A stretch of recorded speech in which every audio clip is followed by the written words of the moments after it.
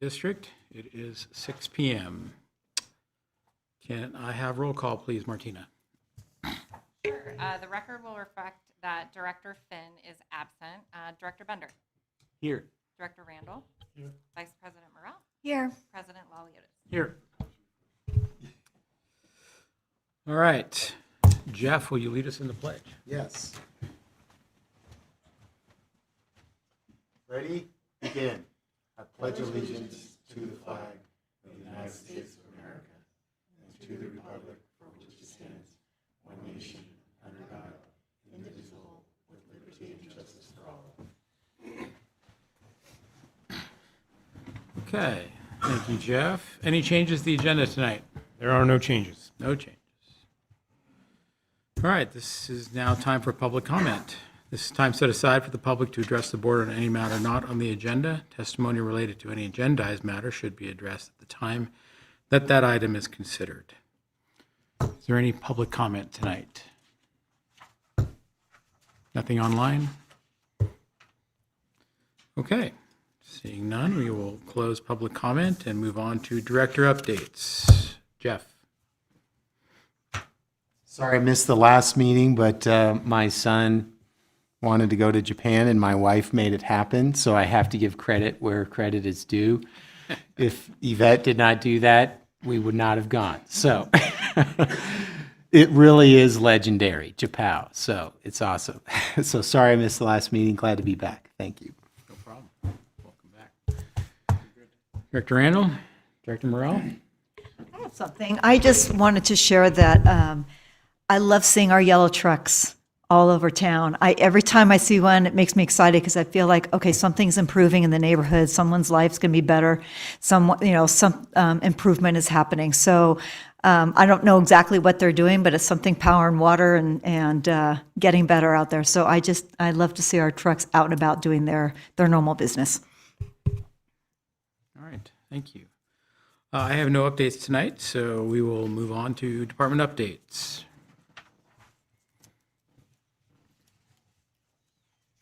Who's on first? Yeah. Anybody? Anybody? Bueller?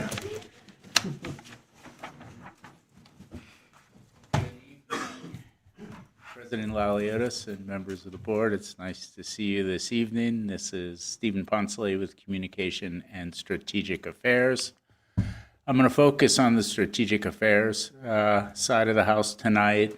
We had a lot of activity in Sacramento in the month of January, started with the Northern California Power Agency Strategic Issues Conference. And Randy Howard, who's up there on the left, did a post, and I thought that that was pretty accurate on what it was, so I'm just going to read it because I thought it was well done.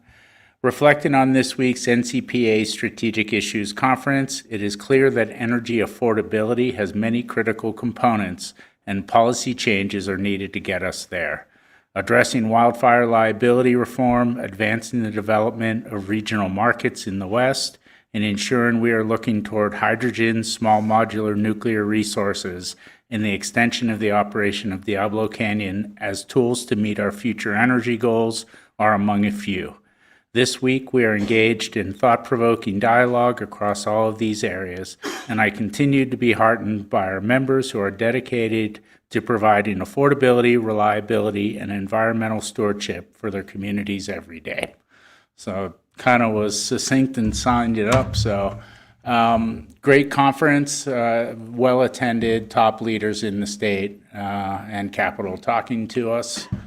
Randy Howard has announced his retirement, and so that's going to happen over the next few months, but this event was an opportunity to honor him, and many people in different venues did that, and we certainly share our gratitude for his many years of service. And then the following Monday was NCPA and the California Municipal Utilities Association, CMUA's Capital Day, where public power, all 50 from across the state and a few hundred water utilities descend on Sacramento, and we meet with key representatives and regulators, legislators, government officials, the governor's office, and we lobby for what's important for public power and water. Picture on the left is the group that met with Assemblymember Heather Hadwick, and she's in the blue jacket near the middle there. We do share some of these meetings with our sister public power utilities that share the same representative. So in this case, you have Shasta Lake and Plymouth Sierra in there with us. And then on the right, we met with the office of Senator Alvarado Gil. She was not able to be at the meeting, was on the floor. We met with her chief of staff, but we were able to meet with her at a CMUA reception later that night. And so good contact with our elected officials. For those who've been around a while, we did run into Brian and Megan Dolly. And while Brian's out of Sacramento and Megan, the first district no longer covers us, they've been important for the Eastern Sierra for a long time, so it was nice to see them as well. That's it.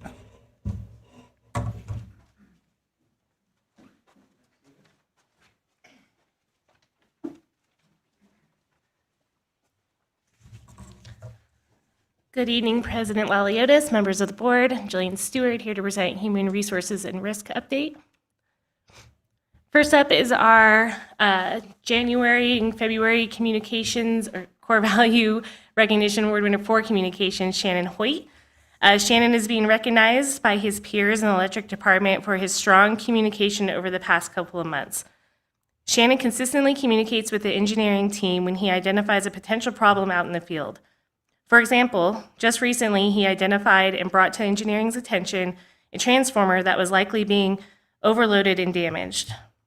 This month, Shannon's communication was also on display for our local partner agencies as he conducted 3 learner burn presentations for Truckee Fire, PD, and other local agency staff.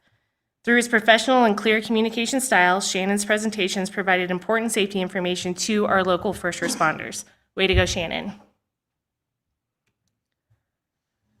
Our event recap, just a couple weeks ago in January, we did a kind of wellness event, and it was a meditation and mocktails, helping to inspire staff with some healthy habits at the start of the new year. So we did 10 minutes of a group meditation and then went down for a mocktail happy hour where we swapped some recipes and tried the different drinks. Last week, we had a safety and staff development opportunity. The safety committee went out for a field tour early 8 a.m. in the morning in the cold to the Martis Valley substation rebuild.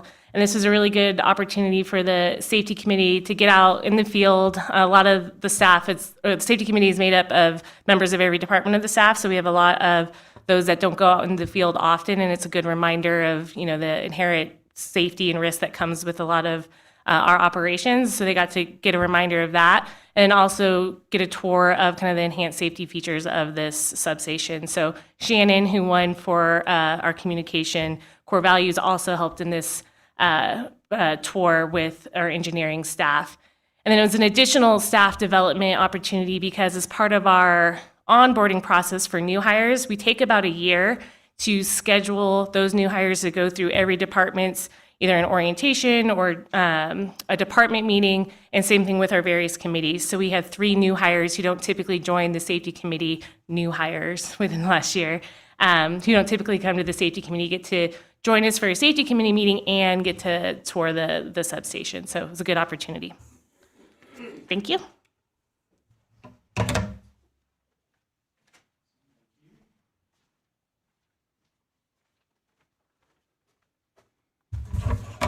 Good evening, President Laliotis, members of the board. Scott Crow here to give updates for IT tonight. So I have 2 updates to give on some projects that are far enough down the line, which would provide us some good updates. The first is on the SCADA reliability improvement plan. This is a multi-phase plan. I'm here to talk about phase 6. So from the summer of 25 until recently, IT has been collaborating with electric operations and electric engineering to kind of work through the design and the engineering of what you see on the map there, bringing fiber throughout different areas here in Truckee. It encompasses 26,000 feet of overhead cable, 17,000 feet of underground cable. That's an existing conduit that we already have. Part of this work has been proving that conduit system and the other pathways to make sure that, it's ready to build. There's 2,400 new conduit that needs to be put in place. That includes the trenching. So that's the big part of the construction of this project is 2,400 feet of trenching and new conduit. Let's see. This project will bring connectivity to 5 district facilities, fiber connectivity, and it will complete a fiber loop, so provide redundancy to 2 additional facilities that we have that have fiber already. Nice thing about this is it kind of builds on the board community broadband initiative that we've talked about for some time now. It continues the expansion of fiber throughout Truckee areas. It also brings it closer to Jorger Drive, which is a kind of an important area, not only for the district, but also for other public agencies as well. That'll be a secondary project that'll happen after this one. Let's see. It also helps with our partnership with Plymouth Sierra. So along Old Brockway, in this project, there's a splice point for them to be able to bring fiber broadband to a couple of communities along Old Brockway from their grant that they got as well. This goes out to bid on Friday. So it goes in Sierra Sun on Friday, and we hope to bring this back to the board as an item for the April board meeting. The second one is phone modernization, phone system modernization. I want to talk real quick about unified communications. The idea here is around the different communication modalities, right? In different organizations, you have different ways that you communicate. I will say that email is the most common way that people communicate still. But we're specifically talking about telephony. And so the picture on the left where it says current, it shows kind of really what the current system is here. And on the right side is what the future looks like. So basically, what this does is it ties this telephony modality into the rest of the communication modalities. So for lack of a better word, it provides a single pane of glass for communication. So instead of just having a phone that's on your desk, you pick it up, you make a call, and you receive a call, it ties that phone. You can make a phone call from the phone, you can make a phone call from your laptop, you can make a phone call from your cell phone, you can make a phone call out in the field, you can make a phone call anywhere you want as long as you have the Teams app. That's what we're utilizing here. A few years ago, the district went with Microsoft 365. I won't go through all of the features and everything that gave us, but one of the things was Teams. So we currently use all of those modalities, except for telephony is not part of that. So this basically ties the telephone piece into the rest of that pane of glass. So if the next 2 bullets simplifies administration and reduces long-term operational costs, kind of tie in together. So on the left-hand side, what that does is it takes that red circle. That essentially is servers, it's voice networking, it's the software, it's all the stuff that we have on premise here to run our phone system. All of that goes into the cloud. So we no longer have to maintain that. We no longer have to pay for that. We no longer have to administer that. We still have the user administration of setting up phones and doing things like that, but we don't have to maintain that infrastructure. It also, those 2 red lines there that connect into the private switching phone network, we currently have 2 of these circuits here at the district. Those circuits are specifically for telephones. What this does is allows us to cancel those circuits, which are very costly, and allows us to use our internet circuit that we currently have to provide phone connection for us. The phone provider then has to be the one that deals with those PSTN connections. So there's a lot of money savings. We will wind up saving money in the long run as well. And that basically simplifies our administration and the costs of maintaining stuff on premise. We currently have 9 people in a pilot. We're running that right now. And the goal is to port over the rest of the district by the end of Q1. And then that way, all that stuff on the left in the red and those 2 red circuits go away, and we're in the new modality, so it's less expensive. And we also then tie our telephony into our other unified communications modality. So those are my updates. Thank you.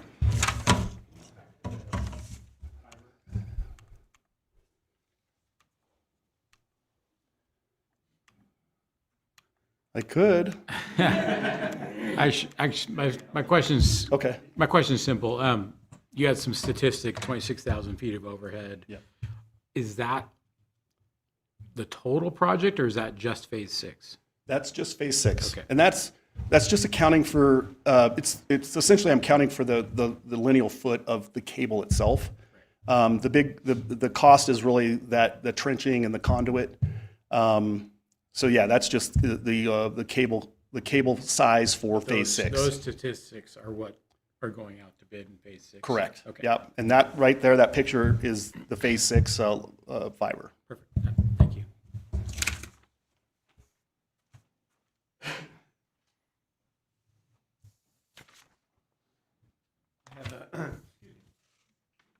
To kind of anchor home department updates, I have a few updates for the board from the general manager's office. One is a little exciting news, but the district's centennial celebration will be next year. The 2027 will be the 100-year anniversary of the establishment of the district here in Truckee. And so we've developed some internal committees to start the planning process for that. As you may recall, we did assign and allocate some budget for some of those celebrations and all of the kind of processes that go along with that in terms of advertisement and communication and a couple of potential events that we can gain, kind of convene the community to celebrate the successes and the impacts the district's had on this community over the last 100 years.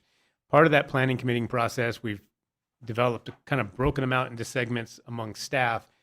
We'd like to invite the opportunity for board members to participate in those. Obviously, these won't be board committees, there'll be staff committees, but if you're interested, you don't have to tell me this evening, but and we'll talk about, provide some more information on what those committees will be involved with and the timing of them. But if you're interested as board members in having some participation and interaction with that process, think about that, and I'll send out some communication to you on what type of committees we're establishing, but looking forward to the board having some input on what should be an exciting couple of months next year. So that's one update. Look forward to that communication. Is that something we could discuss at the board retreat as well? Yeah, we can absolutely Bring discuss it those up and items. then Yep, get a good background on it. absolutely. Also, I wanted to give the board some updates on some of the work the GM office is engaged in right now with respect to our membership with UAMPS, our power resource to the east of us. The UAMPS board is going through the budget process. So the calendar year, fiscal year 2026, 27, similar to us.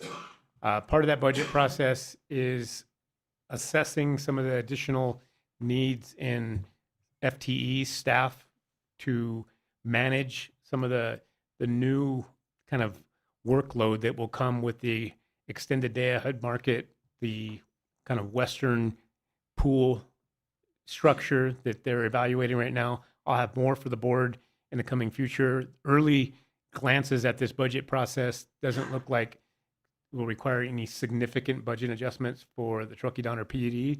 That's kind of independent of the markets and the actual cost of energy and transmission. But in terms administratively, we're not seeing anything significant there.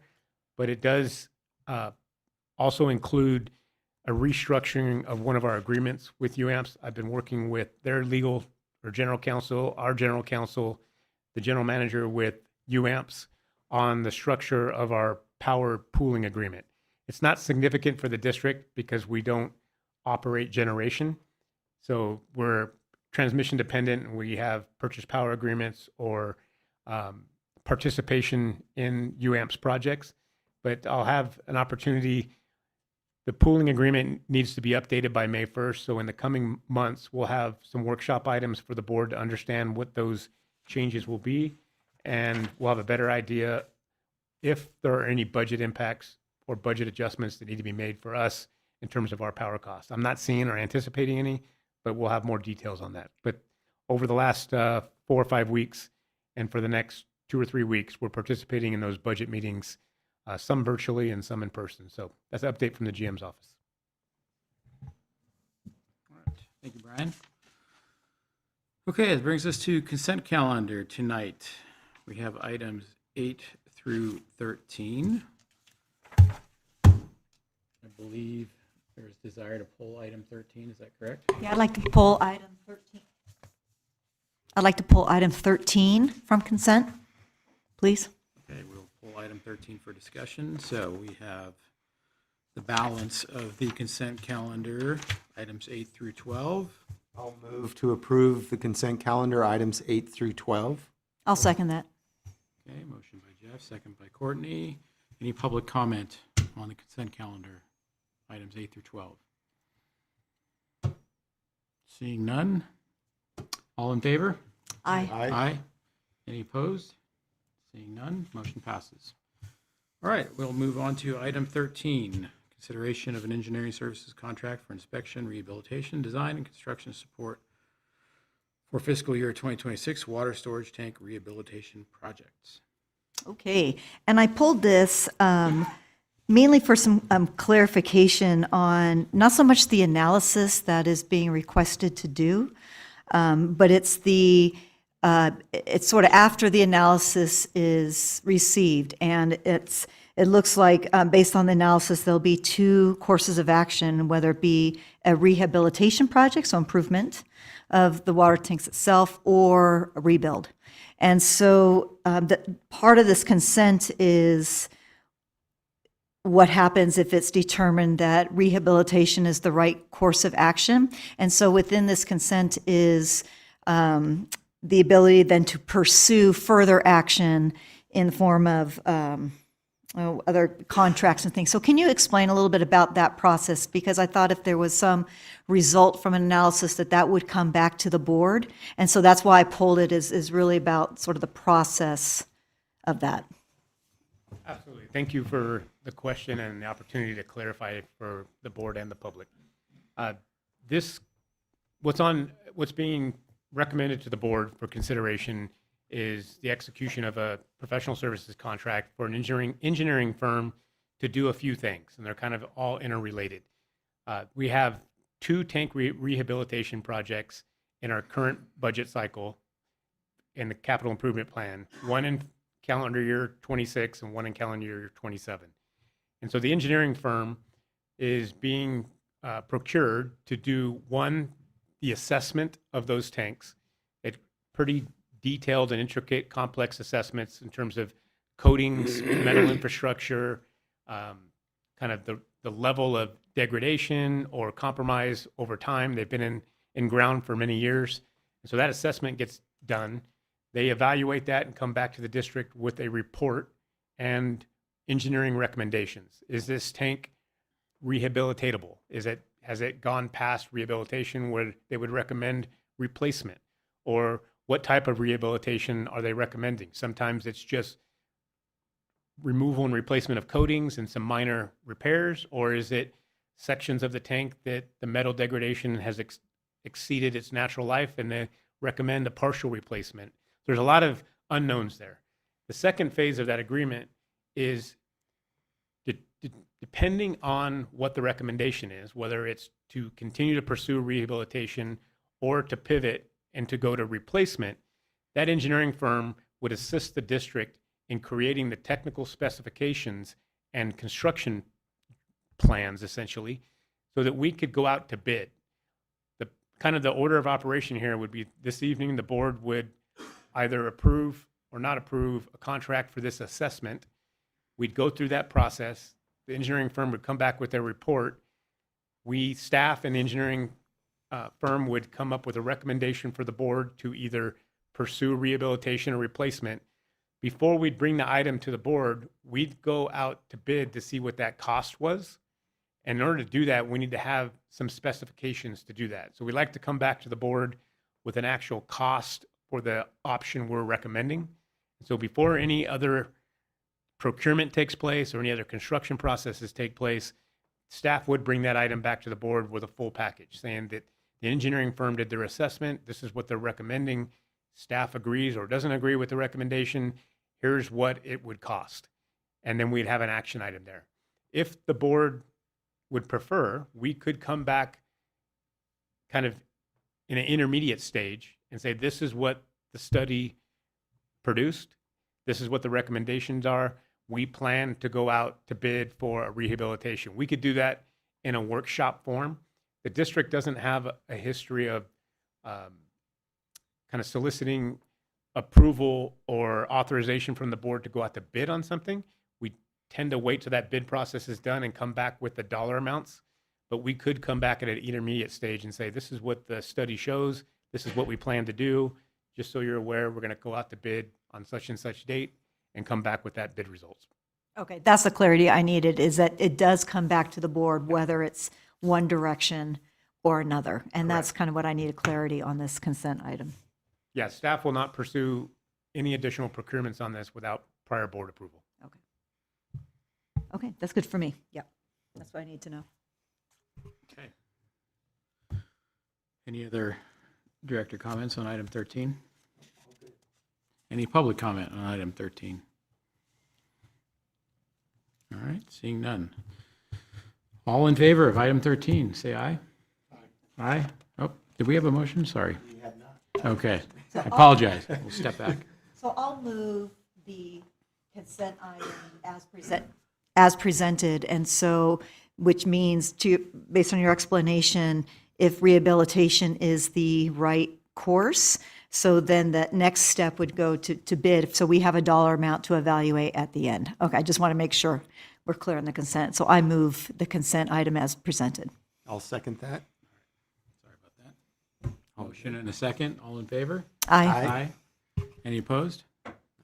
Seeing none, motion carries. All right, we'll move on to action items. Tonight, we have item 14, consideration approval of the 2025 Q4 power cost adjustment of .0001 credit per kilowatt hour billed in March 2026, April 2026, and May 2026.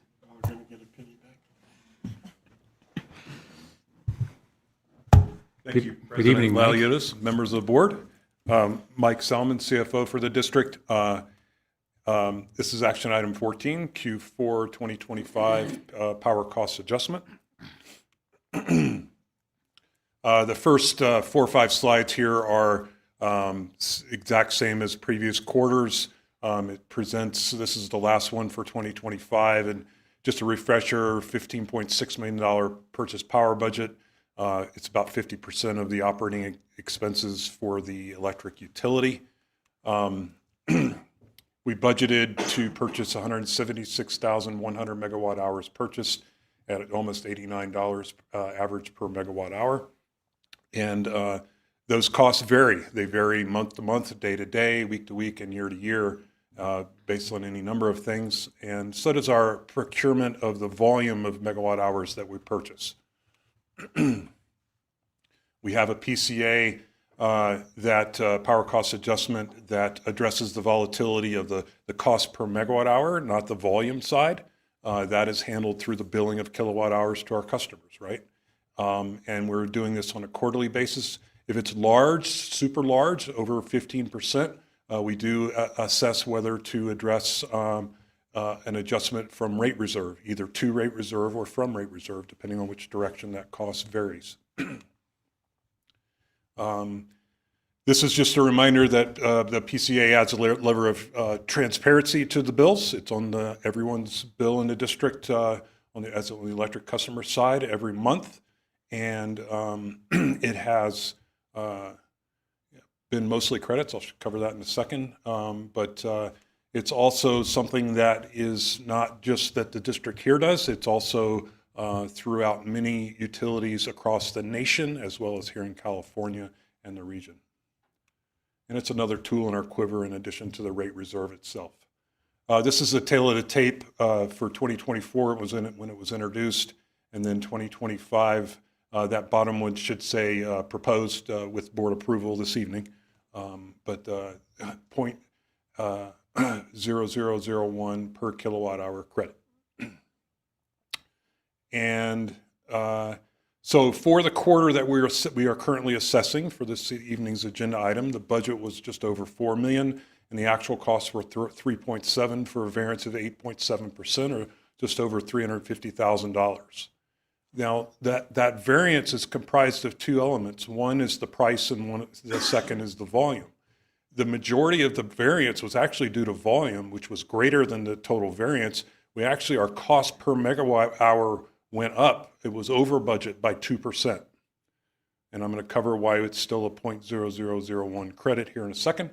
A component of that price was the actuals in November. We received a energy imbalance market, EIM, T11 charge, they call it. They have T1, they have two T2s, T3s, and then they have T11s. So this related to December of 2024. Pretty healthy. I cannot predict nor explain exactly why that charge happened, but it did. And so that would be a very long, lengthy, detailed conversation with NV Energy for sure. But be that as it may, we're dealing with it now, the T11, looking back 11 months. And the other influence is, just like a lot of things, there's an inverse relationship between volume and price. So the higher the volume, the better the less cost per that item things can run. And so our megawatt hours were down. And so I think they were down about 10% for this quarter. And I'll cover that in a second as well.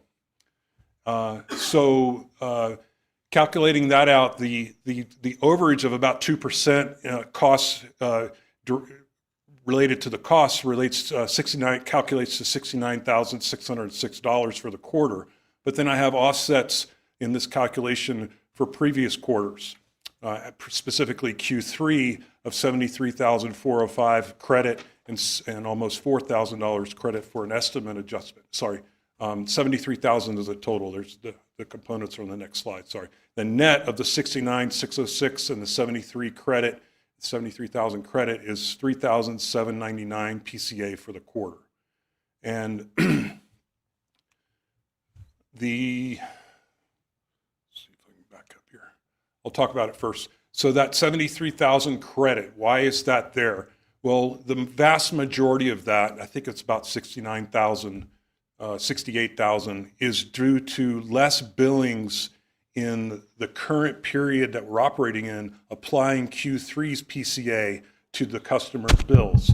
And what happened was there was a lot less kWh purchased in November, December, January, and estimated for February due to the weather impacts. And so we did not distribute as much as we anticipated in the calculation to our customers. And so we still need to distribute that. And so I'm applying that in the next quarter's calculation.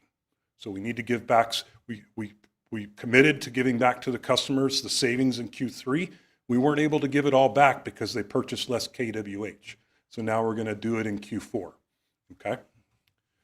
That's basically what offsets the 69,606. It is quite a small per kWh item for the quarter when you factor that net amount of 3,799 divided by almost 15,000 customers over 3 months. That impact is 0.04% on a per kWh, and it's estimated about 7 cents per month for the 3 months.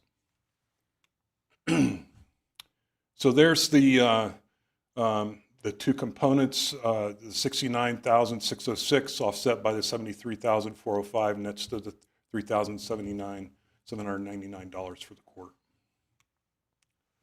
So with that, the recommendation is to approve a power cost adjustment for 2025 Q4 of 0.0001 credit per kWh billed in March 2026, April 2026, and May of 2026.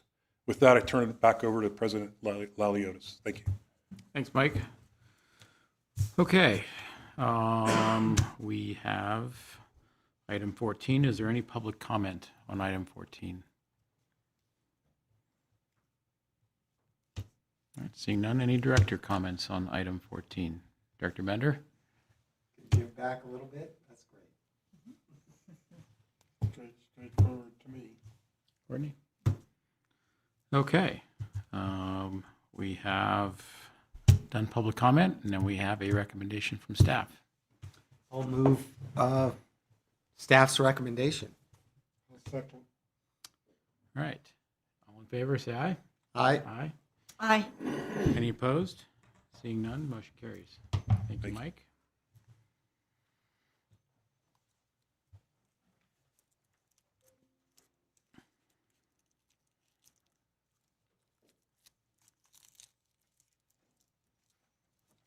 All right, we have item 15. Hello, Chad. Good evening, President Laliotis and members of the board. I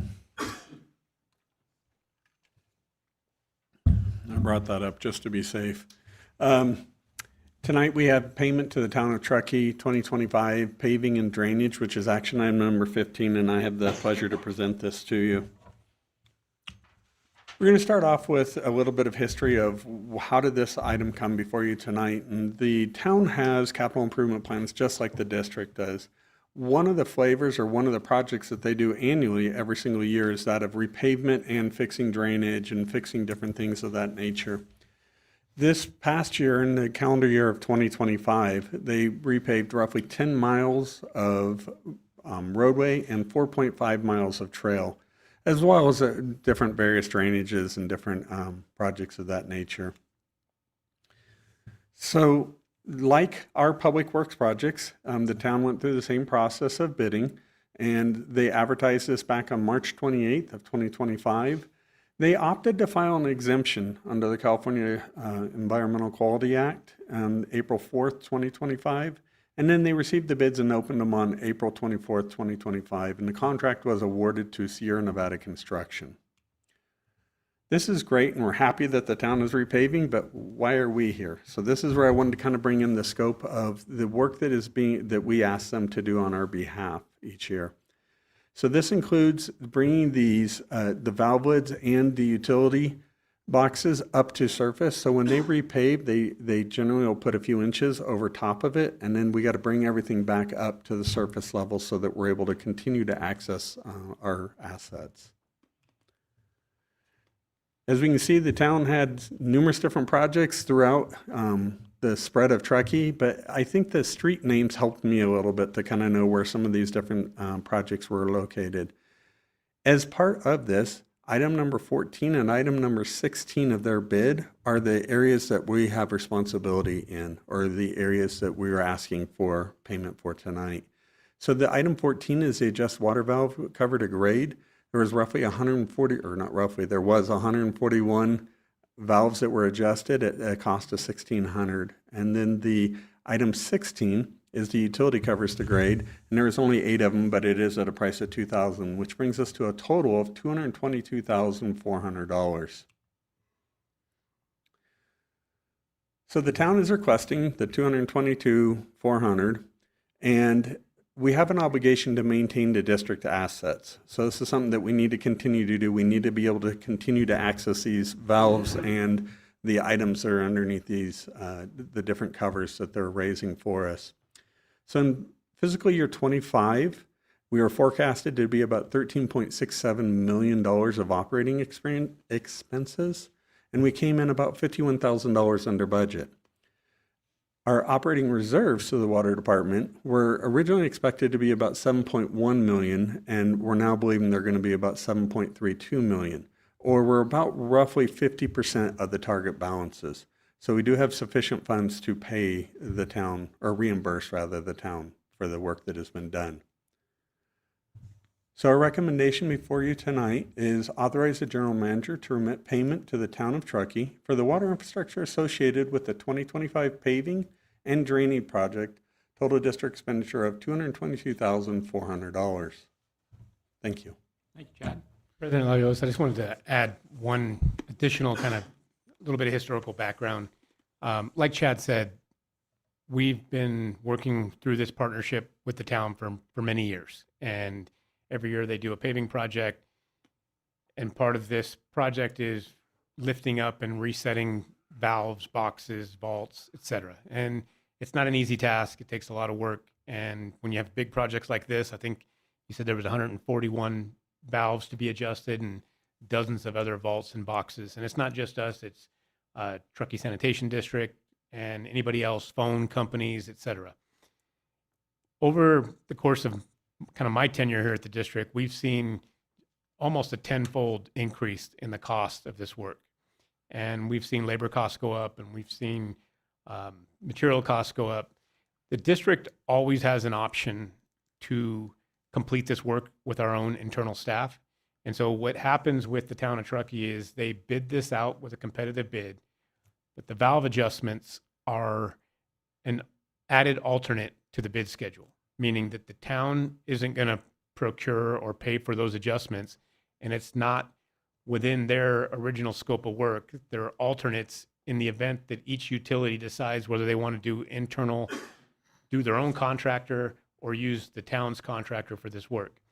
In most cases, this work, in the interest of efficiency and timing, it's just been most beneficial for the Truckee Downer PUD and probably the other utilities to have the town contractor do this work. This is a pretty significant price tag that we're seeing these continue to increase. So that's not lost on us. I just want to let the board know that we evaluate these each year. We plan to meet with the town of Truckee to find if there's different ways of approaching the contract agreements or the bid schedules so that we get more of a competitive bid on this particular component of their larger multi-million-dollar project. So we're a small, very small component of a much larger construction bid with the town of Truckee. Doesn't mean we don't have a responsibility, a fiduciary responsibility to find the most beneficial outcome for the district. And so I just wanted to note for the town and the public, or the board and the public, this significance of this cost is not lost on us. We're looking for alternatives and always evaluating what's the best approach. I don't have an answer for you for this one. Obviously, it's been completed. And like Chad said, we have a partnership obligation agreement to do this, but we'll evaluate it in the coming years. All right. Thank you, Brian. All right. Any public comment on item 15? Seeing none, we'll close public comment. Any director comments on item 15? Director Bender? Randall? Courtney?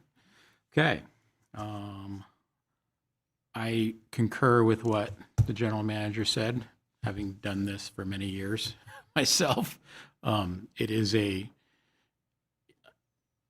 amount of work to do almost 150 utility box raising is a lot of work for internal staff.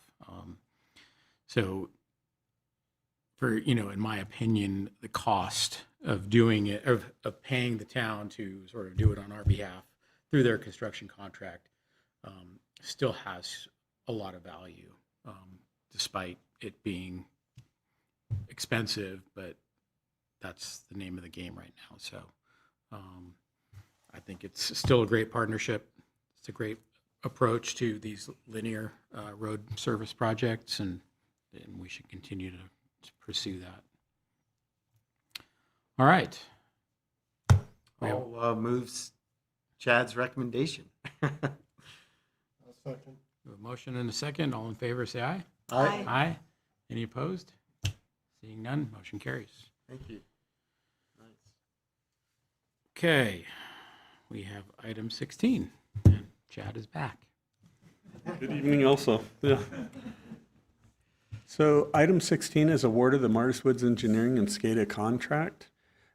As we're getting into this presentation, I'd like to go over a few basic terms before we get too deep into this, just to make sure that as I say the different terms, we all know what we're talking, or what I'm referring to. So generally there are two ways that we put pressure to water, and it is either you lift the water up and it's higher, and so for every 2.31 feet you go up, it equals 1 psi, or there's a device called a hydropneumatic tank, and you put a cushion of air on top of the water, and it artificially makes it feel like it's higher and higher, and you can control the pressure so that when you turn on the water at your faucet, it comes out.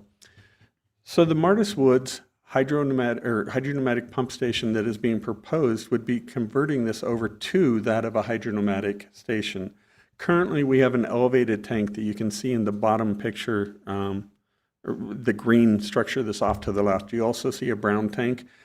We're not discussing that one tonight. That one's good, and we're going to keep going with it. So the elevated tank is what we're talking about, the idea of deleting it and going with that of a hydropneumatic station. So back in 2021, this was put out to bid, and we went through the whole process, and our low bid was $2.1 million with an engineer's estimate of $750,000. Now, it's important to remember the timeframes of what we're talking about. The original CIP, or the original continuous improvement plan, was developed in 2019. In 2020, we had something significant go on, that of COVID, and it drove the prices up significantly, as we can see here. Because of that price difference, the district authorized rejection of bids in October of 2021. So we rejected all the bids, and we went back to the drawing board, so to say.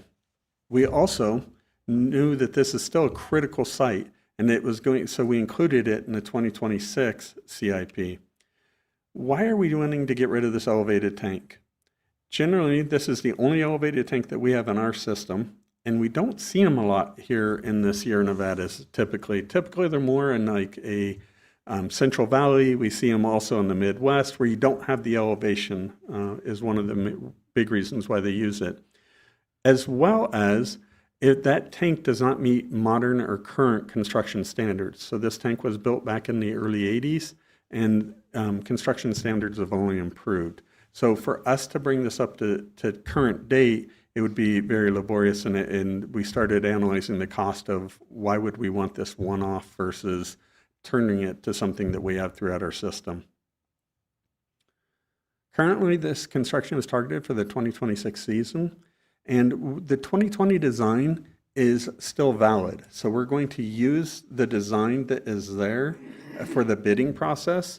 However, we would like to use some of the standardization and the improvements that have been made in SCADA systems over the last 5 years and codify that or put it into some sort of a plan so that we're able to, as we go forth through these pump station replacements, we're able to have the same exact setups everywhere we go or as we replace. As well as the additional drawings generally would help us to avoid additional contractor cost, as well as redesign and idleness that would go throughout the system or the project. Dow Engineering originally was called Far West. So if I say Dow or Far West, they were originally the same firm. Through a merger, they became Dow Engineering. Was the original design engineer for this. And for that reason, we thought it would make sense to continue with the continuity of using this same engineering firm. This also would generally help us to reduce cost and any risk by using the same firm or the same people that did the original design work. The updated bid package includes SCADA controls and RTU design and integration drawings. This is going to be performed by a subcontractor that I'll talk about here in just a second. So there are 3 phases that we're talking about, and I put this up here so that we can see the cost. Where is the money actually going for this? So we know that a large portion of this work has already been done because it was already, the specs are there and it was already put out to bid. So we see that in phase 1 is very little cost. When we get into the bid phases, so this would start bringing in possibly submittals, and we start getting into questions around different parts of the bid process, we start seeing the cost ramp up a little bit, and it's roughly $32,000. The construction phase is where the bulk of the money is, though. And none of this work has been done, obviously. This is why we're coming to you tonight.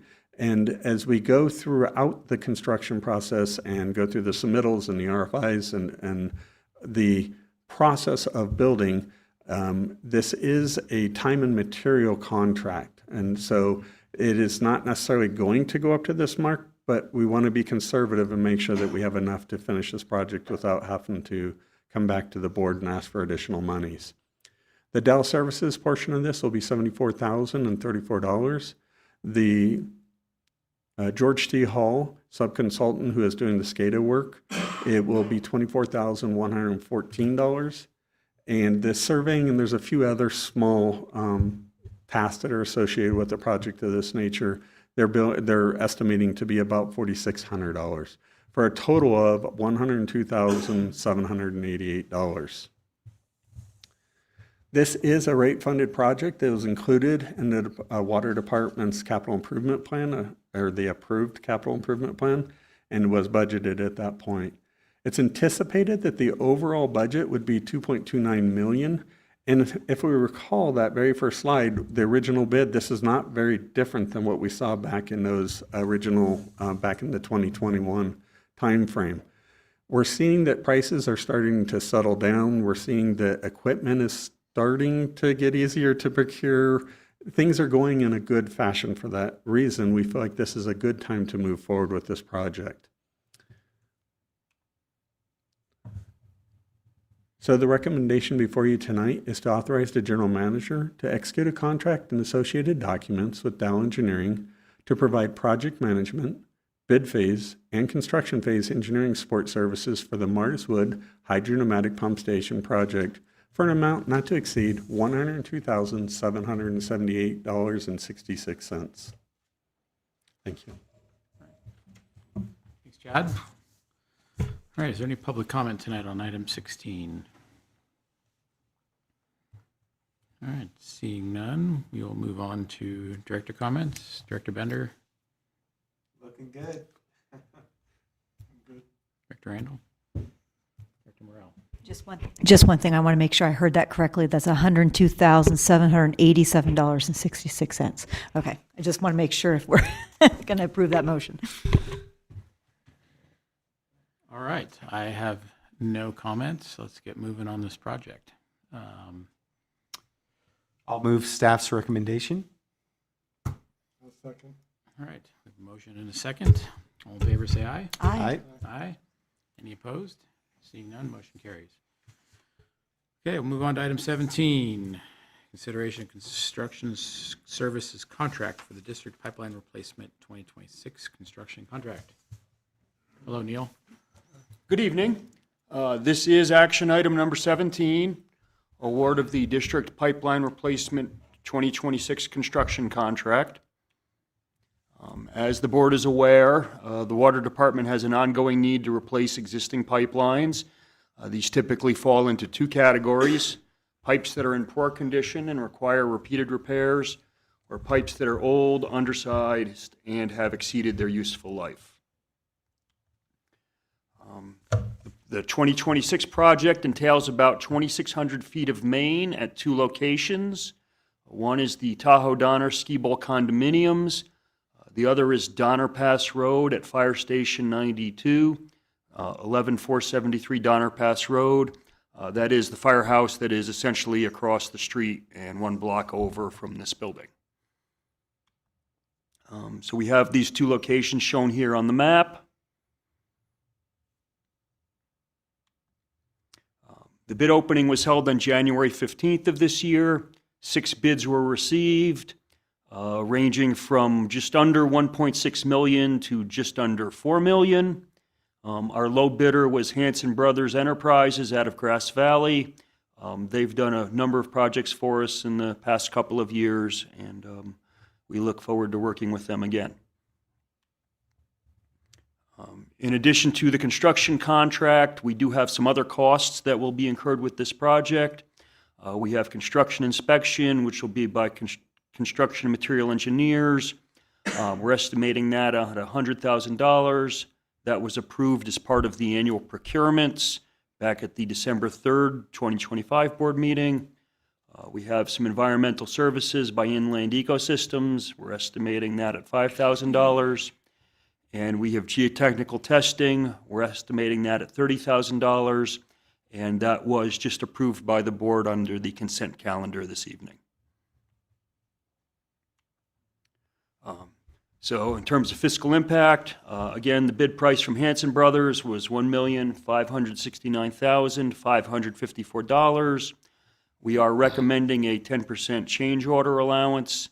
That would be a total authorization of $1,726,500. And now Mr. Salmon is going to discuss the fiscal impact a little bit more.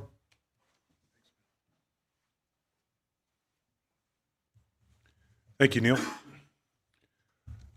So this agenda item and the next agenda item are pretty large dollar amounts, and the fiscal impact is very important to lay out, and Also, just so you know, the new year starting wasn't that long ago, right? So we're in the throes right now. There's a hornet's nest going on of closing the books for the year and getting ready for auditors.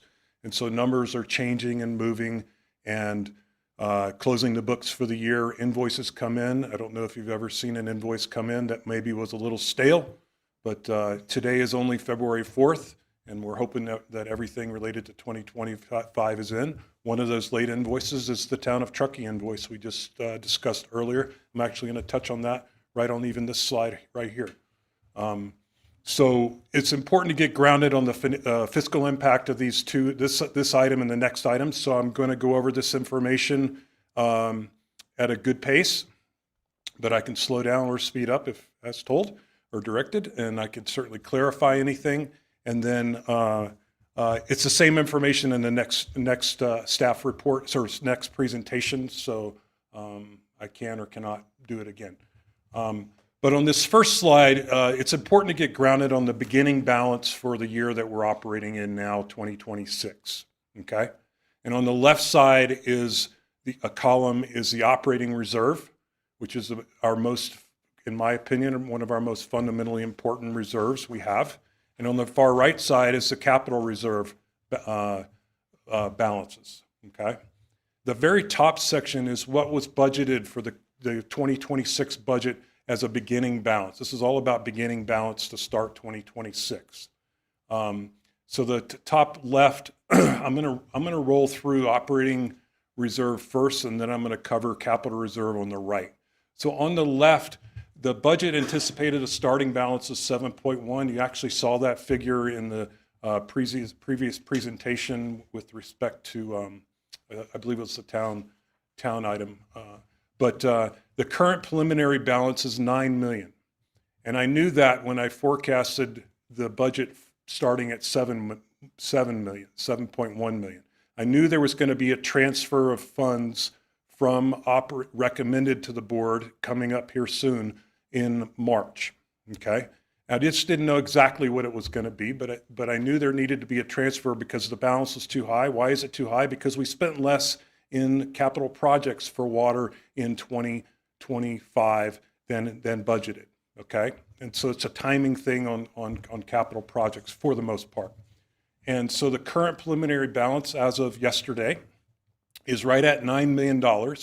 I'm currently planning to recommend at the upcoming board meeting on March 4th a transfer of $1.6 million out of operating reserve into capital reserve because that's where it belongs. That's why the balance is so high right now. It relates to capital projects. So after that adjustment that's coming next month, we'll have a balance of 7.4, and that's the current forecast. You take away the town invoices, the cash flow happens now that it's approved, so it's not in that fund balance. It's not reflected. The expense is recognized in 25, but the cash flow that affects the fund balance is not recognized, and so therefore it has to be factored.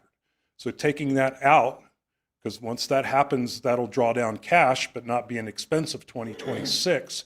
That balance after that invoice is $7,178,000, and that is right at what our policy balance is for the operating fund, 50% of budgeted operating expenses, which is at the very bottom, $7,164,000. So real close.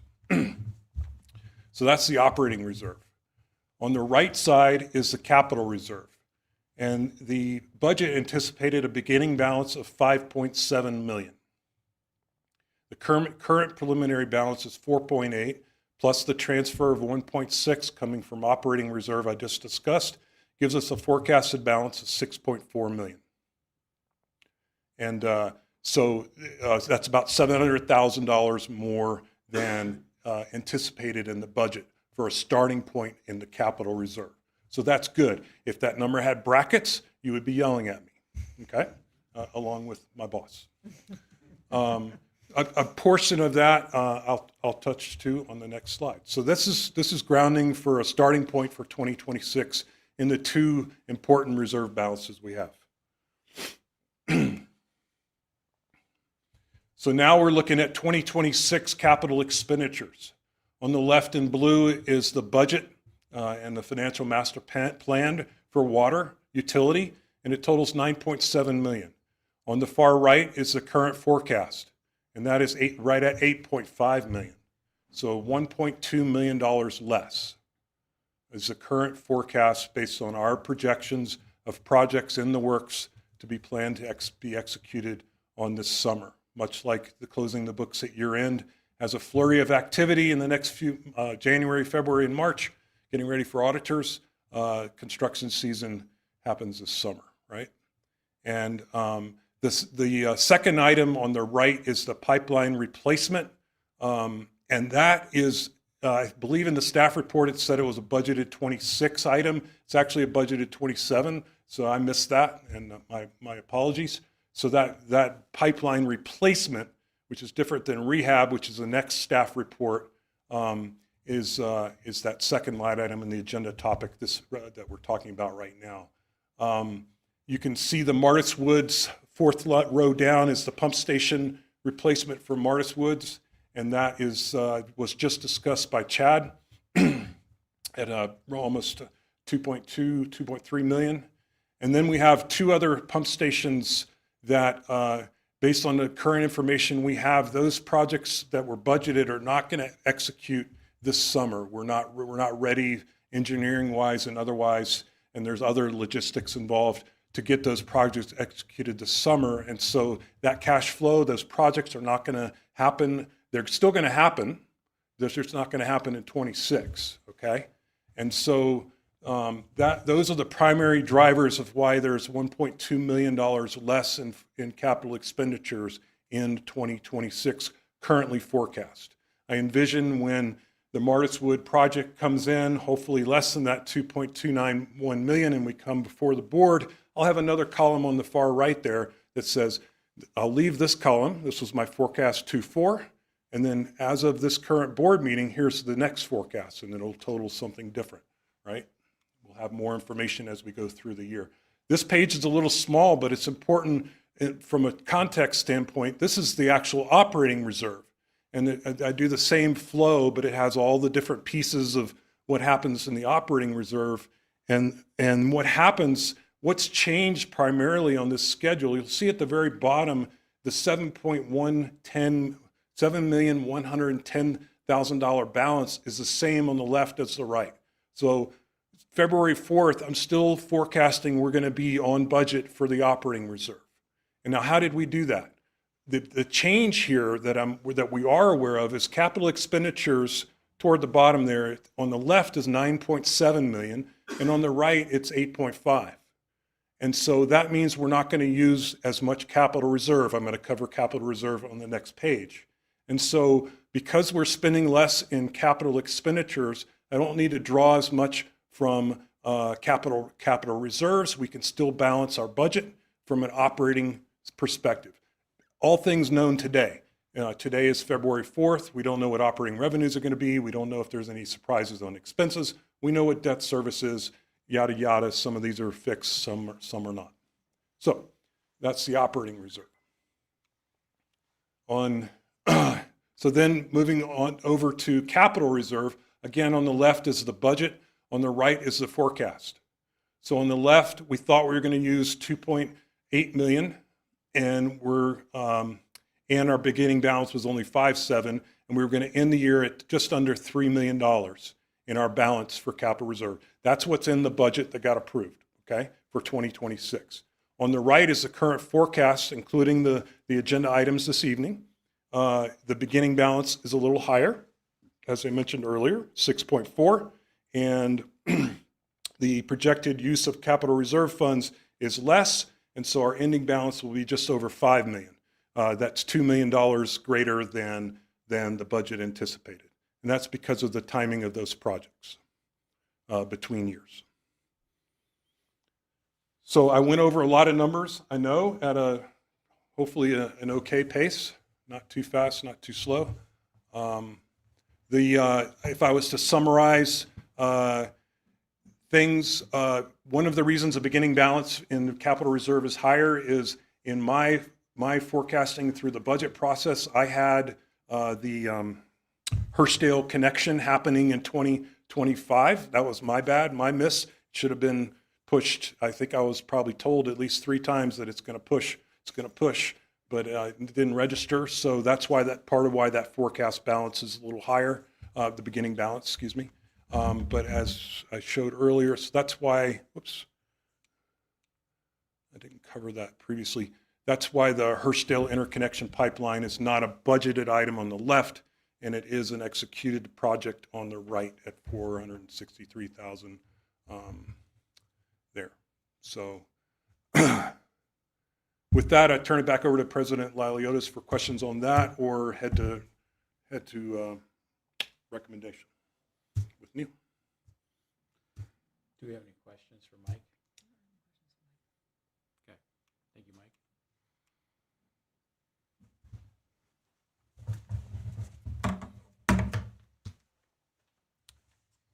Okay. The recommendation before the board this evening is to award the district pipeline replacement 2026 construction contract to Hanson Brothers Enterprises in the amount of $1,569,554 plus a 10% change order allowance for a total authorization not to exceed $1,726,500. Thank you, Neil. Do we have any public comment on item 17? Seeing none, we'll close public comment. Any director comments? All good. All right, we have a recommendation. Do I have a motion? I'll move staff recommendation. Thank you, Neil. Mike? I'll second that. All right, we have a motion and a second. All in favor, say aye. Aye. Aye. Any opposed? Seeing none, motion carries. And I assume Neil's still there. Yes, sir. Item 18, consideration construction services contract for the district's fiscal year 2026 pipeline rehabilitation project. So this is similar to our last item. The water department has an ongoing need to replace existing pipelines that are in poor condition, require repeated repairs, pipes that are old, undersized, and have exceeded their useful life. In this particular case, the 4 pipeline segments we are dealing with are actually out of service right now due to their poor condition. There's 4 locations that we're looking at as part of this rehabilitation project that cover about 3,000 feet of main. We have the crossing of Trout Creek between Zermatt Drive and Northwoods Boulevard, a crossing of Trout Creek between Baden Road and Northwoods Boulevard, a crossing of Alder Creek at the Tahoe Donner Ski Bowl condominiums, and a crossing of State Route 89 at Rainbow Drive. So the 4 locations we're talking about are shown here on the map.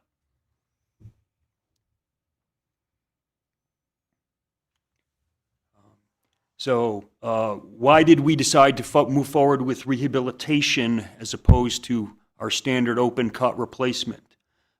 3 of these pipeline segments are located underneath creeks that flow year-round.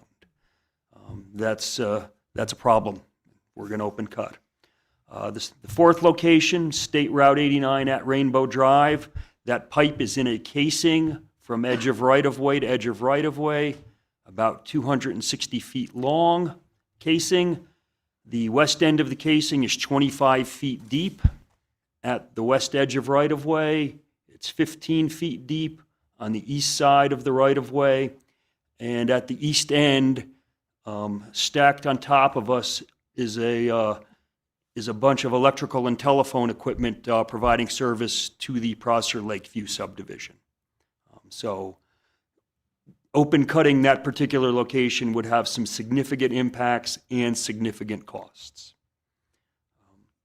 So what we are moving forward with on this project is to slip line these existing pipelines with a thermoplastic polyurethane liner. This is the same methodology that we used on State Route 89 at Interstate 80 back in 2022. This is a piece of the liner left over from the 2022 project. I can bring this up to the board. Have you folks get a look at it.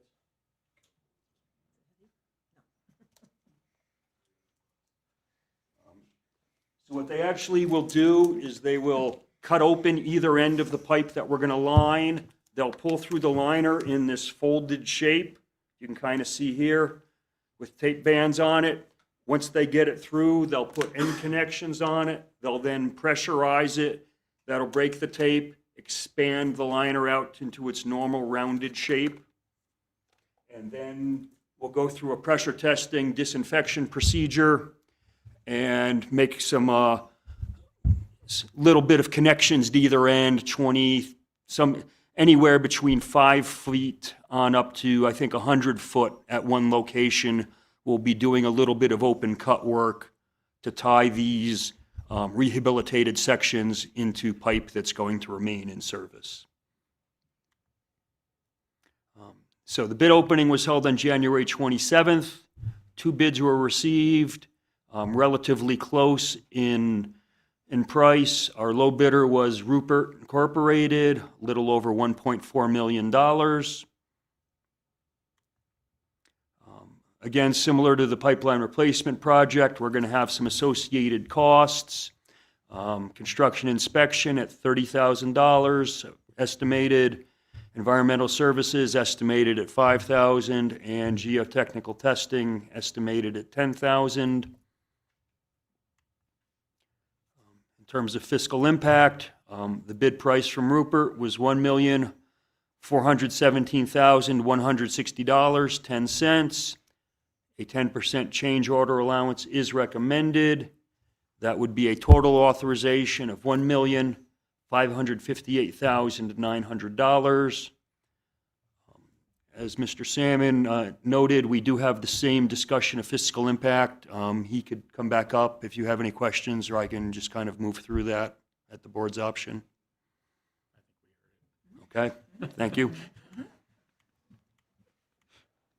So the recommendation before the board is to award the pipeline rehabilitation 2026 construction contract to Rupert Incorporated in the amount of $1,417,160.10, plus a 10% change order allowance for a total authorization not to exceed $1,558,900. Thank you, Neil. Do we have any public comment on item 18 tonight? Seeing none, we'll move on to director comments. Director Morrell? Yeah, I have 2 questions. Is the pipeline replacement on State Route 89 at Rainbow, there was another replacement project. Is this an extension of that, or is this something different? It's somewhat related. So, oops. Yeah, I was trying to go back to the map. I'm sorry. Because there was one right in that area, what, last summer? Or 2 summers? 2 summers ago, 2 summers ago. yes, Okay. 2024, yeah.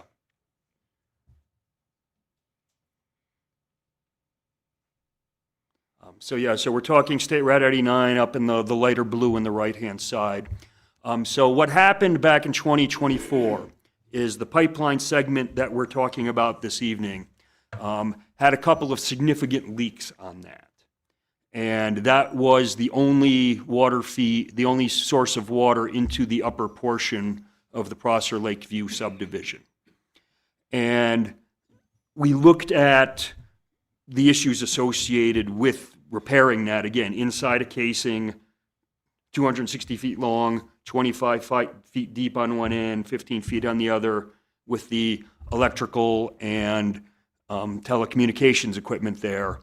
And we kind of determined at that point that we didn't have a real good solution at that time to quickly deal with the problem. And so we came back to the board at that time, and the board authorized a change order where we constructed a separate and parallel pipe about 1,200 feet north of this location across State Route 89 in parallel. And that was a piece of pipe that we had anticipated doing, but had never gotten around to. And so that was change ordered into the 2024 pipeline replacement project. That was actually a project that Hanson Brothers was under contract to do at that time. And we had told the board at that time that we were going to come back with a solution to bring so we constructed the pipe in parallel. Once that was put into service, this existing pipe here was taken out of service to stop the leaks.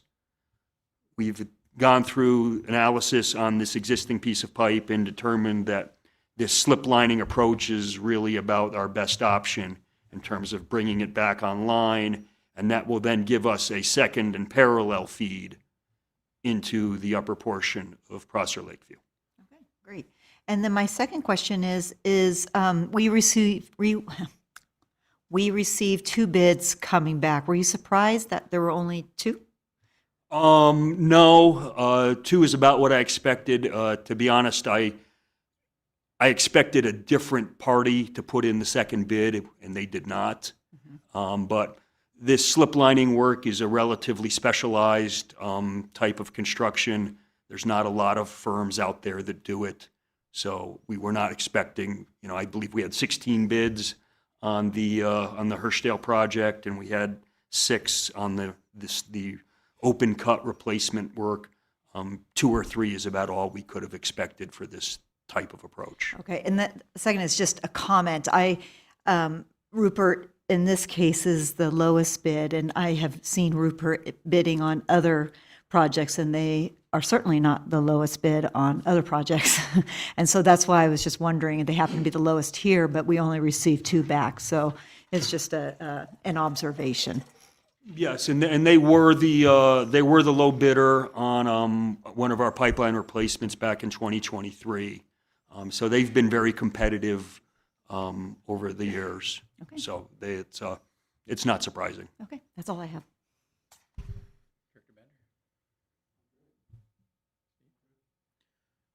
Couple questions. Do they actually adhere the liner to the host pipe, or is it just expanded? And It does not adhere. We are relying on the host pipe to provide some form of protection for the liner. From what we know of our experience with that old steel pipe, it's mainly pinhole leaks. We do not anticipate a complete structural collapse of that pipe. And then, do you anticipate Rupert will sub this work out to a rehab contractor, or are they going to do the work themselves? No, they've already told us that the actual lining work itself is subcontracted to a firm that specializes in that type of work, and the firm that they're subcontracting with was the prime contractor on our project back in 2022. And last question. We do a lot of open cut pipeline projects, and this is a good alternative due to the depth.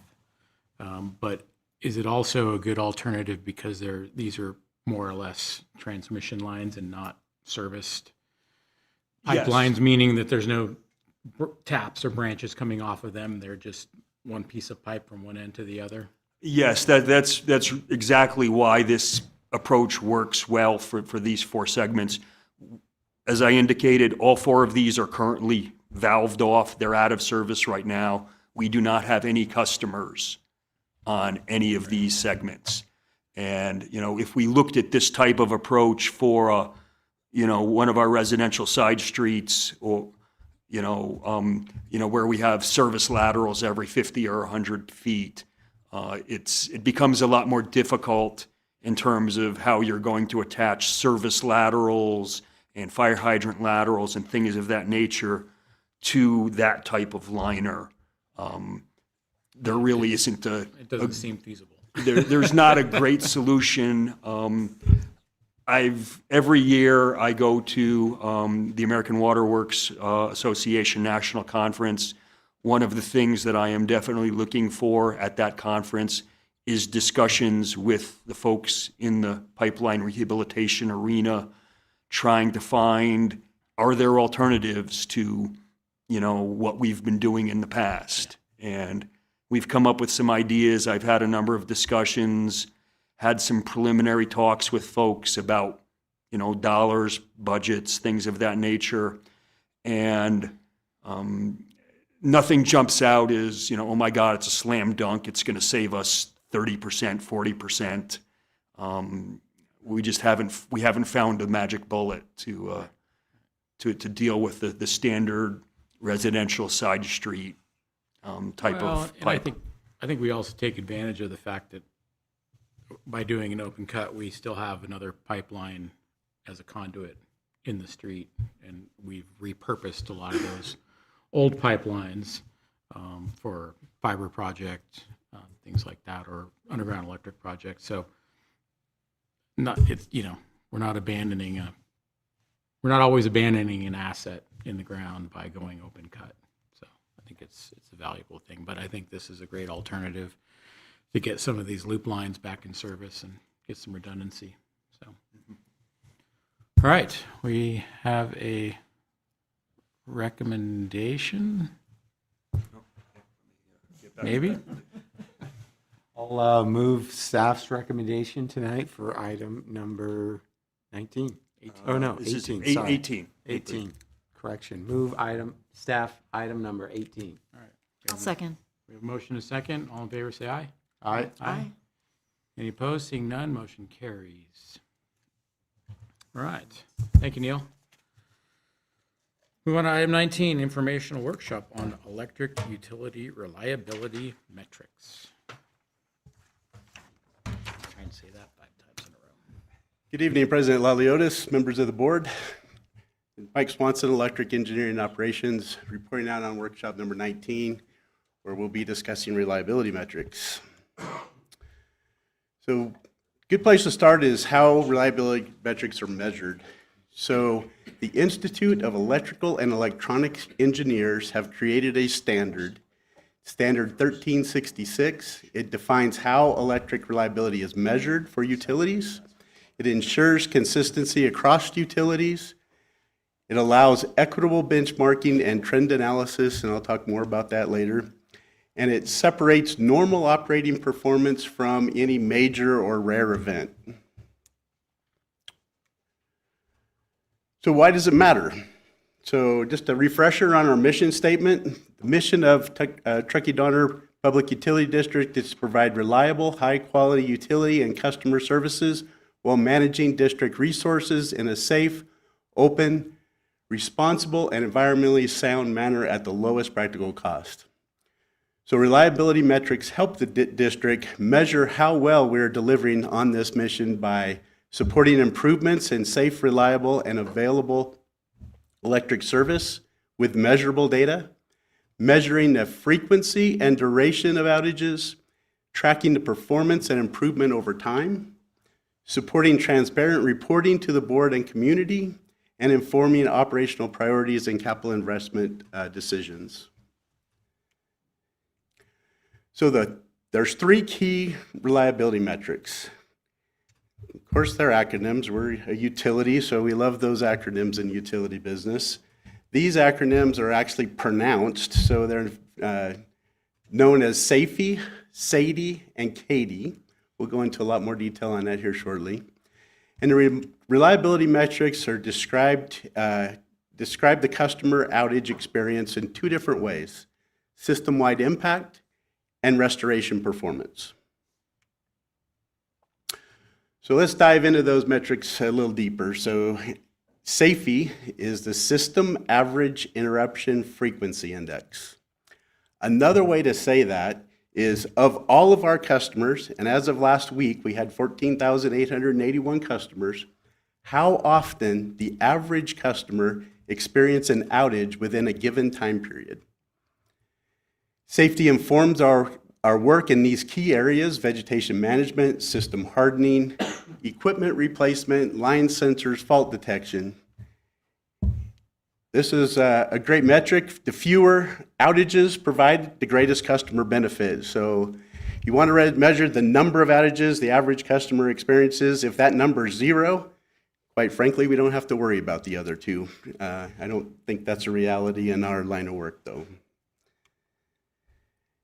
SAIDI is the System Average Interruption Duration Index. And again, the best way to say this is, of all of our customers, the total amount of time the average customer is without power in a given time period. SAIDI informs our work in these key areas below: high impact circuits, reduced repeated outages, SCADA and system automation, and combination of fewer outages and faster restoration. So this, if we can have, when we have outages, if we can keep that number to a small amount, it's going to have a positive impact on SAIDI.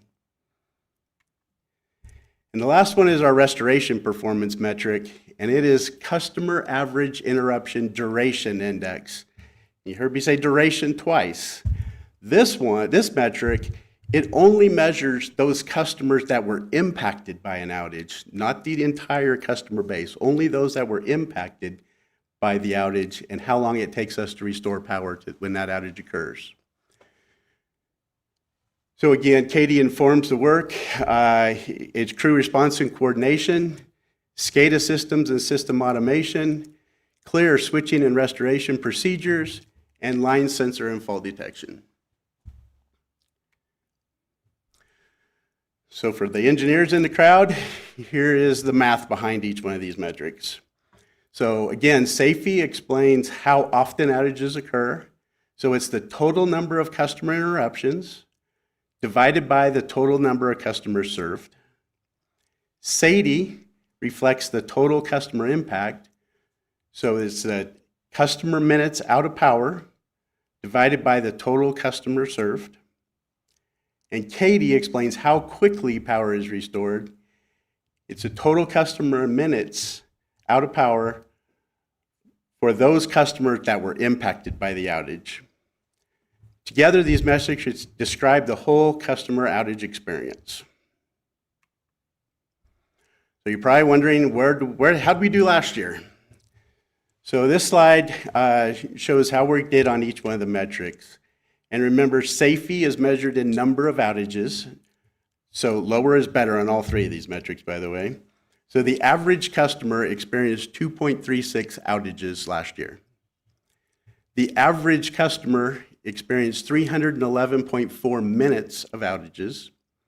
And those customers that did experience an outage was almost 132 minutes. This metric, the way we can separate this metric out in many different ways. It's data, we can slice and dice it. The IEEE standard recommends that you include planned outages, but you can also exclude them because, again, it's just data. So how do we compare when we benchmark?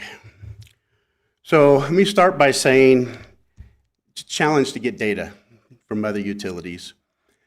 The 4 utilities listed there below us are IOUs. IOUs have to report to their respective public utility commissions, and that information is public. IOUs,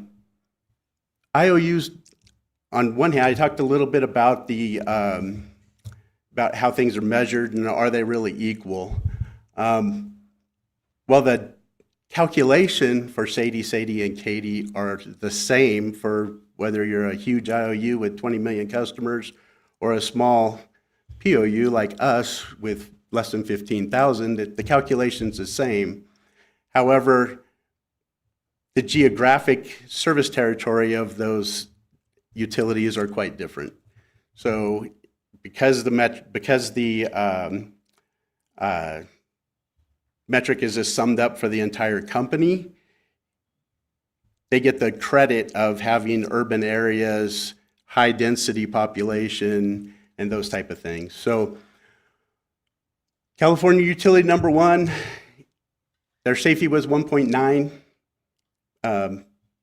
outages for the average customer, 317 SAIDI minutes, and 167 Katie minutes. Utility number 2 in California, 2.75 SAFE, 341 minutes of SAIDI, and 124 minutes of Katie. The Nevada utility, 1.04 SAFE, 102 0.07 Sadie and 98 Manzacati. And again, two of those utilities are large utilities. One has the benefit of having Las Vegas as part of their service territory, which is part of this calculation. The other has Bay Area, high-density population, easier to get to locations, not necessarily the dramatic weather or trees issues that we have. The one on the bottom is probably most similar to us. It's a utility in Southern California, and I'll call them out here. It's Bear Valley. We did some benchmarking with them early last year. Bear Valley has about 10,000 more customers than we do. Very similar climate, very similar geographic service territory. You see their numbers are quite low, which is a great thing for them. One of the drivers for that is they have a very extensive vegetation program, and they have done about 20% of their system with system hardening, ductile iron poles, covered conductor. So all these metrics, we excluded transmission and power supplier outages, so it was a pure distribution, as close as we could get to apples and apples, and again, with the variances due to population density and those other things that I described. So the calculation, again, is the same. So my closing message tonight is our long-term goal, reduce the number of outages we have. That's SAFE. We measure the total customer impact. Sadie, we want to reduce the number. If we have outages, when we have outages, we want that number to be small as far as the number of customers we impact. When outages do occur, we respond quickly, we restore service. That's Katie. And again, the fewer outages is the greatest customer benefit. So beginning next month, I'm going to be reporting out on SAFE, Sadie, and Katie. It'll be included in the engineering and operations department update for the board. This will support transparency. It'll track our progress over time, and it'll help inform our investment decisions. There is no direct fiscal impact associated with this workshop tonight. Presentation is for initiation of reliability reporting. And recommendation tonight is to provide input staff.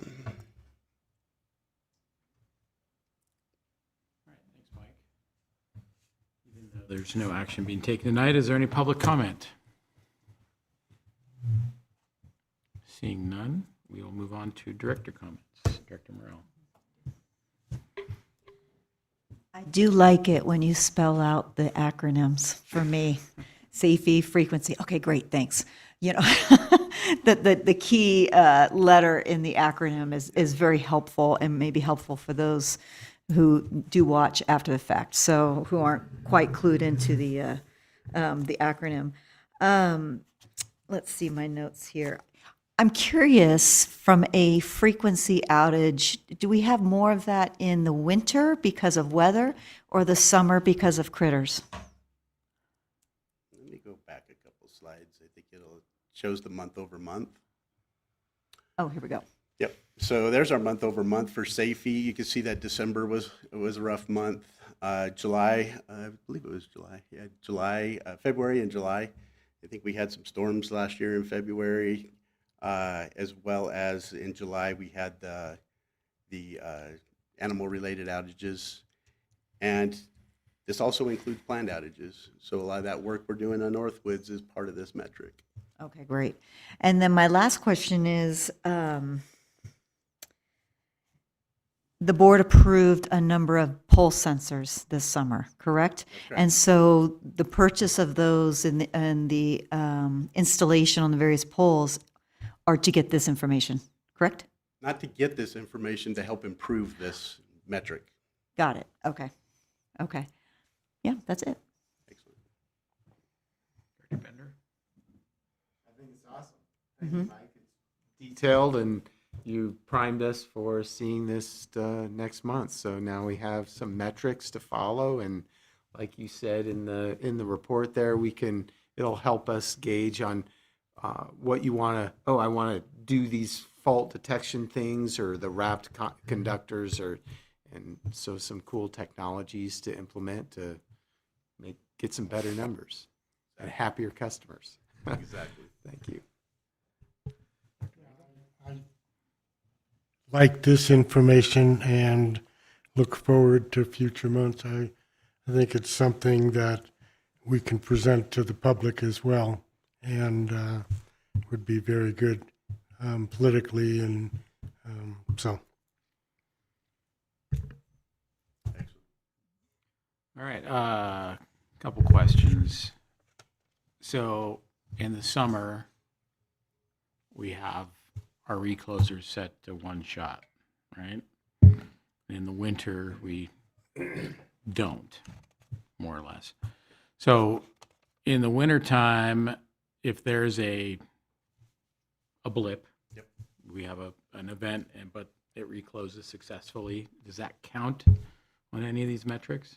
Great question. So the metric per standard 1366 from IEEE, anything less than 5 minutes does not count as in the metrics. On the reverse side of that, in the summertime, we more or less force an outage because of the recloser settings. And that's why Katie is so important. When we do have an outage, we want to respond quickly. Right. So those plus 5 minute outages due to reclosers not reclosing on purpose is included in these statistics. Okay. All right, cool. No, Sorry. I thought no, you that's were okay. done. No, it's great. It's great information. Better late than never, I would say. To start getting this out in front of us and in front of the public, as Steve mentioned. So I look forward to the ongoing reporting. Great. Yeah, I have one additional question. You said it was Bear Valley. Okay, and their system hardening is making a difference based on those numbers you showed earlier. And they have a similar customer base. Are they, is their geographic area also the same, or is it smaller to be able to do that kind of amount of covered conductor? I'm just sort of curious of. I looked it up the other day. They did have a larger service territory and, like I said, about 10,000 more customers. Where they're targeting their system hardening work to those circuits that have the greatest fire risk, typically have the most outages, which we're doing the exact same. Great, thank you. What's the name of that utility? Bear Valley Electric Service. They're located near Big Bear Lake area, San Bernardino Mountains. So it's kind of geographically, they're very similar, not as intense winter storm loads, but very similar in all other aspects. Okay, so Big Bear, not Bear Valley. That's what Bear Valley is Highway 4. This is Southern California, Big Bear. Bear Valley Electric Service. Probably at the Bear Mountain. No, Yeah. it's Wait. it's Big Bear as well, right? Yeah, that's the same area. It's the same area. Bear Valley, I think, is the name of the ski resort, right? Yeah, that's off of Highway 4. I think there's Big Bear and Bear Valley. That's why I'm trying to get clarity. Yeah. How about I do this? I'll clarify at the next board meeting, the exact location. Awesome. Okay. There is no action on this item tonight. So with that, I believe we are adjourned.